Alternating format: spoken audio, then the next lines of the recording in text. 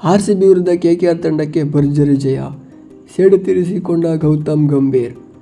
ನಿನ್ನೆ ನಡೆದ IPLನ 10ನೇ ಪಂದ್ಯದಲ್ಲಿ KKR ತಂಡವು RCB ತಂಡವನ್ನು ಸೋಲಿಸಿದೆ. ಮೊದಲು ಬ್ಯಾಟಿಂಗ್ ಆಡಿದ RCB ತಂಡ ಮೊದಲು ಫಾಫ್ ಡು ಪ್ಲೆಸಿ ಅವರ ವಿಕೆಟನ್ನು ಕಳ್ಕೋತಾರೆ ಮತ್ತು ವಿರಾಟ್ ಕೊಹ್ಲಿ ಮತ್ತು ಕ್ಯಾಮ್ರಾನ್ ಗ್ರೀನ್ ಪಾರ್ಟ್ನರ್ಶಿಪ್ ಬೆಳೆಸಿದ್ರು. ಒಂದು 70 ರನ್ಗಳ ಪಾರ್ಟ್ನರ್ಶಿಪ್ ಮತ್ತು ಕ್ಯಾಮ್ರಾನ್ ಗ್ರೀನ್ ಔಟ್ ಆಗ್ತಾರೆ. ಮ್ಯಾಕ್ಸ್ವೆಲ್ ಬಂದು ಒಂದು 20 ರನ್ಗಳನ್ನು ಹೊಡಿತಾರೆ ಮತ್ತು ಅವರು ಔಟ್ ಆಗ್ತಾರೆ.